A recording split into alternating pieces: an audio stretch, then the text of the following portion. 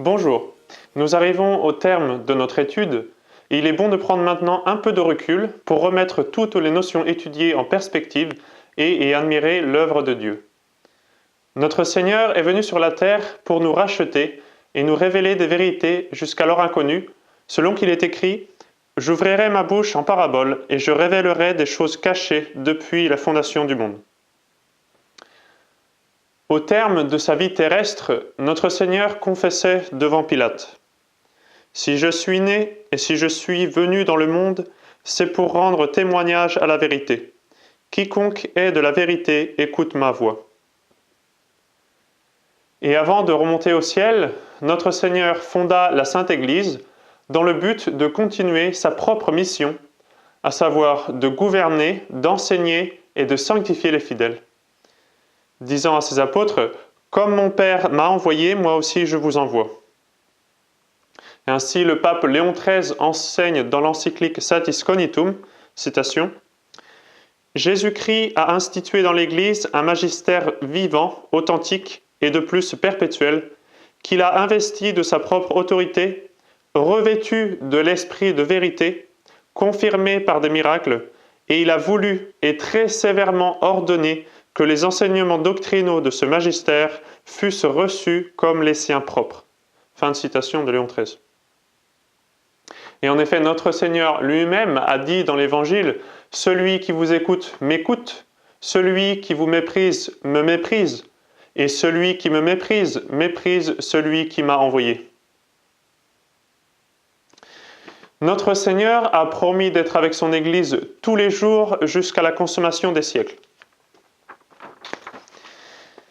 Et les théologiens enseignent communément que la mission de l'Église est la mission même du Christ et qu'elle demeure principalement en lui en tant que tête de l'Église, tandis qu'elle est exercée visiblement par ses ministres.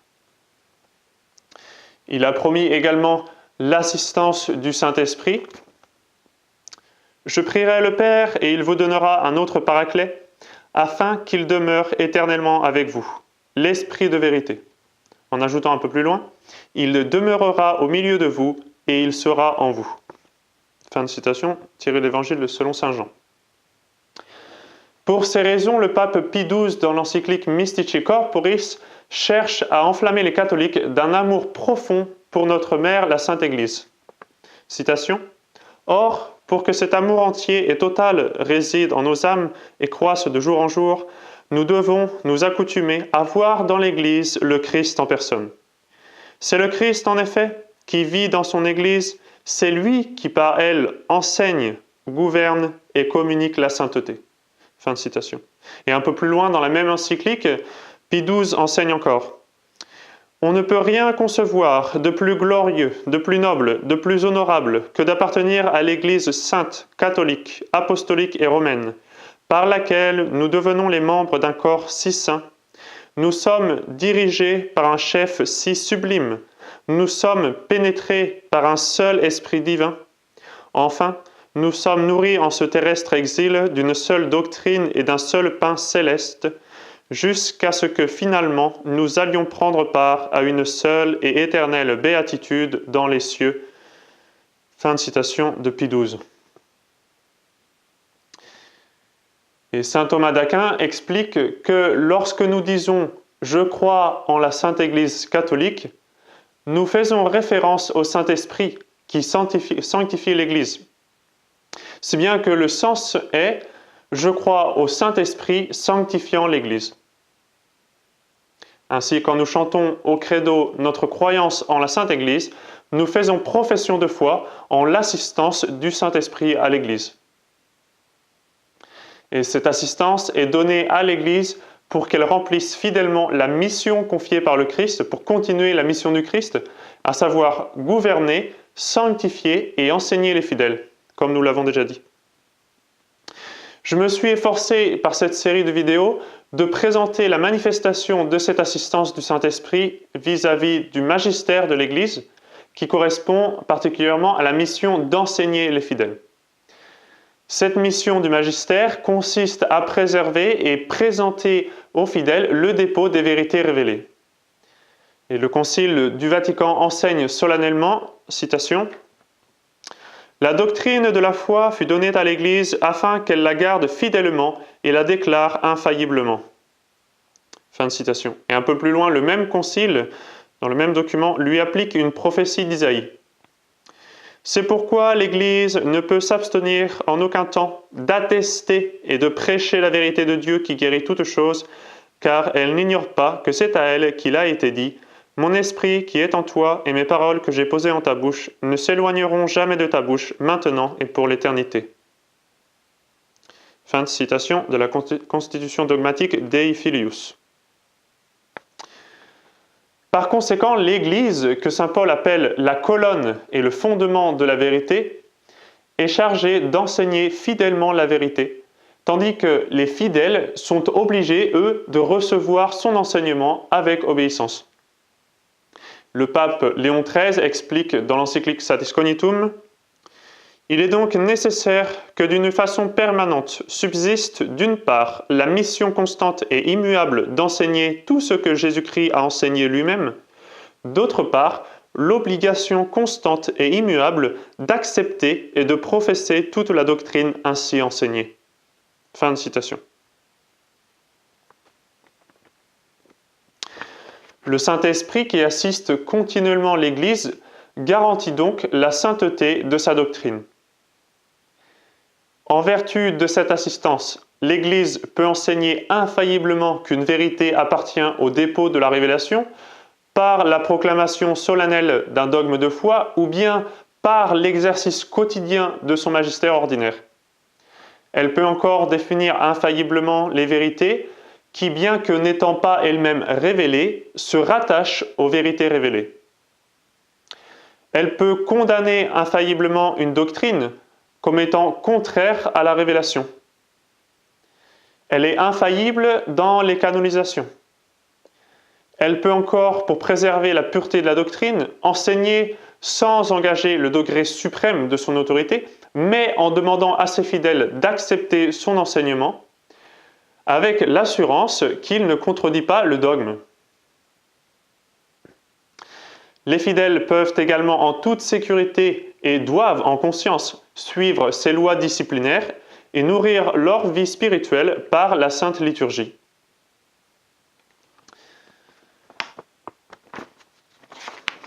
Je n'ai pas l'intention de redonner ici tous les arguments présentés dans les vidéos précédentes. Qu'il me soit seulement permis de rappeler l'enseignement de Léon XIII. Citation. « C'est donc, sans aucun doute, le devoir de l'Église de conserver et de propager la doctrine chrétienne dans toute son intégrité et sa pureté. Mais son rôle ne se borne point là, et la fin même pour laquelle l'Église est instituée n'est pas épuisée par cette première obligation. En effet, c'est pour le salut du genre humain que Jésus-Christ s'est sacrifié. C'est à cette fin qu'il a rapporté tous ses enseignements et tous ses préceptes. Et ce qu'il ordonne à l'Église de rechercher dans la vérité de la doctrine, c'est de sanctifier et de sauver les hommes. Mais ce dessein si grand, si excellent, la foi à elle seule ne peut aucunement le réaliser. Il faut y ajouter le culte rendu à Dieu en esprit de justice et de piété, et qui comprend surtout le sacrifice divin et la participation au sacrement. Puis encore la sainteté des lois morales et de la discipline. Tout cela doit donc se rencontrer dans l'Église, puisqu'elle est chargée de continuer jusqu'à la fin des temps les fonctions du Sauveur. La religion, qui par la volonté de Dieu a en quelque sorte pris corps en elle, c'est l'Église seule qui l'offre au genre humain dans toute sa plénitude et sa perfection. Et de même, tous les moyens de salut qui, dans le plan ordinaire de la providence, sont nécessaires aux hommes, c'est elle seule qui les leur procure. Fin de citation de Léon XIII. Et ainsi, la sainte doctrine, la sainte discipline, la sainte liturgie sont des manifestations de l'assistance du Saint-Esprit à l'Église. Et la théologie du magistère, c'est donc la contemplation de cette assistance divine. C'est voir en toute chose l'accomplissement de la promesse du Christ, qui disait « Mais lorsque sera venu le Paraclet, que je vous enverrai du Père, l'Esprit de vérité qui procède du Père, il rendra témoignage de moi. Et vous aussi, vous rendrez témoignage parce que, dès le commencement, vous êtes avec moi. » Fin de citation de l'Évangile selon saint Jean. Et notre Seigneur nous indique quelle estime nous devons avoir de cette assistance du Saint-Esprit. Il dit dans le même Évangile, « Cependant, moi, je vous dis la vérité. Il vous est avantageux que moi je m'en aille, car si je ne m'en vais point, le Paraclet ne viendra pas à vous. Mais si je m'en vais, je vous l'enverrai. » Fin de citation. Et ainsi le pape Pie XI, dans l'encyclique Castico Nubii, appelle les catholiques à ne pas se priver eux-mêmes d'un secours accordé par Dieu avec une si grande bonté. Et il dit « Rien ne convient moins, en effet, à un chrétien digne de ce nom que de pousser l'orgueilleuse confiance en sa propre intelligence jusqu'à refuser son assentiment aux vérités dont il n'aurait pu acquérir personnellement une connaissance directe, jusqu'à regarder l'Église, envoyée par Dieu cependant pour enseigner et régir toutes les nations, comme médiocrement informée des choses présentes et de leurs aspects actuels, ou même jusqu'à n'accorder son assentiment et son obéissance qu'aux définitions plus solennelles dont nous avons parlé, comme si l'on pouvait prudemment penser que les autres décisions de l'Église sont entachées d'erreurs, ou qu'elles n'ont pas un fondement suffisant de vérité et d'honnêteté. C'est au contraire le propre des vrais chrétiens, savants ou non, de se laisser gouverner et conduire en tout ce qui concerne la foi et les mœurs par la Sainte Église de Dieu, par son suprême pasteur, le pontife romain, qui est lui-même dirigé par notre Seigneur Jésus-Christ. Fin de citation, une magnifique citation de Pie XI.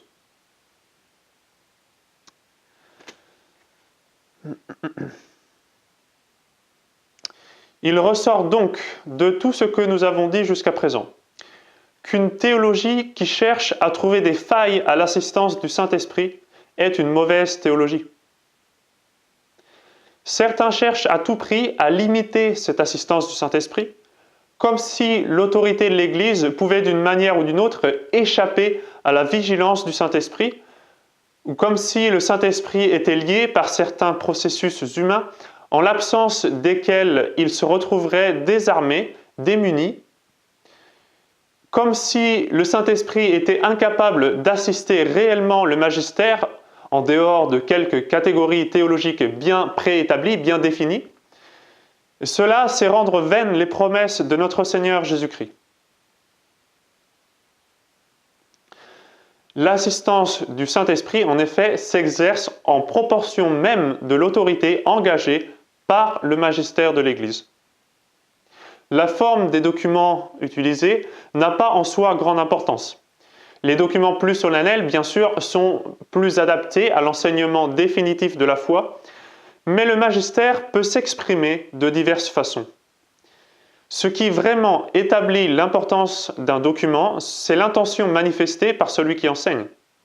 Autrement dit, l'autorité engagée, l'assentiment demandé aux fidèles. Ainsi, si le souverain pontife ou bien tous les évêques du monde entier unis au pape définissent un point de doctrine comme devant être définitivement accepté par tous les fidèles, nous sommes alors assurés, en raison des promesses de notre Seigneur et du strict commandement qu'il nous a donné d'obéir au pasteur de l'Église, que ce point de doctrine est infailliblement vrai.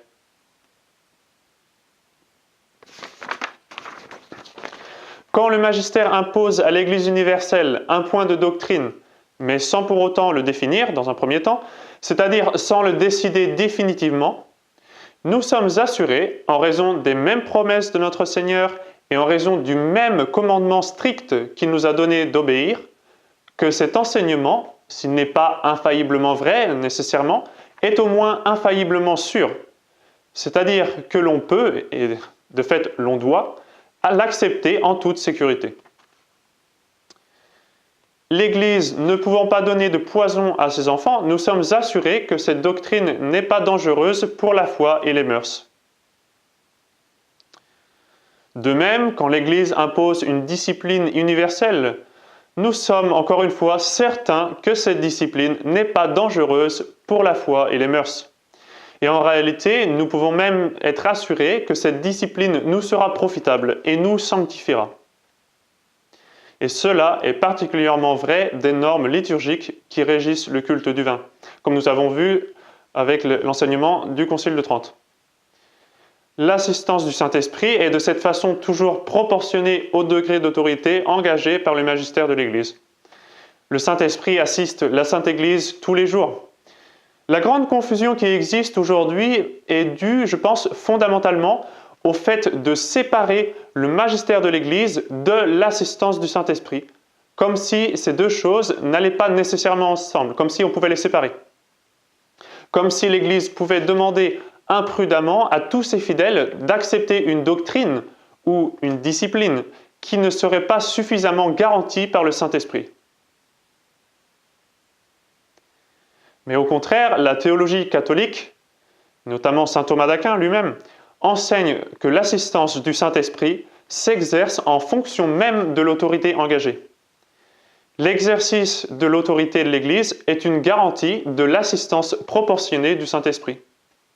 Si bien que si l'Église demande à tous ses fidèles d'accepter une doctrine ou une discipline, nous sommes assurés que cette doctrine ou cette discipline est bonne, précisément parce que le Saint-Esprit assiste l'Église en toutes choses. Saint Thomas d'Aquin, dans la Somme théologique, prouve que les décisions définitives du souverain pontife sont infaillibles, précisément parce qu'il y a engagé son autorité suprême, de laquelle il ne peut y avoir appel, et à laquelle il est nécessaire d'obéir. Dans l'esprit de saint Thomas, donc, l'obligation d'obéir à l'Église est une garantie de l'assistance du Saint-Esprit, en vertu des promesses de notre Seigneur. Et en effet, quelle est la fin de l'Église, sinon de guider les âmes au ciel? Comme le disait Pie XI dans Casti Connubii, c'est le propre des vrais chrétiens, savants ou non, de se laisser gouverner et conduire en tout ce qui concerne la foi et les mœurs par la Sainte Église de Dieu, par son suprême pasteur, le pontife romain, qui est lui-même dirigé par notre Seigneur Jésus-Christ. Et en effet, l'Église est le moyen de salut institué par notre Seigneur Jésus-Christ. L'Église n'est pas une croix, l'Église n'est pas un fardeau. L'Église n'est pas une entité contre laquelle il faille lutter pour préserver la foi. Ça n'a aucun sens. L'Église est notre Sainte Mère, c'est le corps mystique de Jésus-Christ. Saint Paul décrit l'Église comme glorieuse, n'ayant ni tache, ni ride, ni rien de semblable, sainte et immaculée, dans l'Épître aux Éphésiens. Et j'espère donc par cette présentation avoir pu vous donner une meilleure compréhension de la mission du magistère de l'Église et de l'exercice de l'infaillibilité. Évidemment, il est impossible d'épuiser totalement ces questions en quelques vidéos de 20 minutes, mais j'espère vous avoir donné un bon aperçu de la doctrine catholique et j'espère avoir fait naître en vous des sentiments de piété et un profond amour de l'Église. Or, disait Pie XII, pour que cet amour entier et total réside en nos âmes et croisse de jour en jour, nous devons nous accoutumer à voir dans l'Église le Christ en personne. C'est le Christ, en effet, qui vit dans son Église, c'est lui qui, par elle, enseigne, gouverne et communique la sainteté. Merci de votre attention.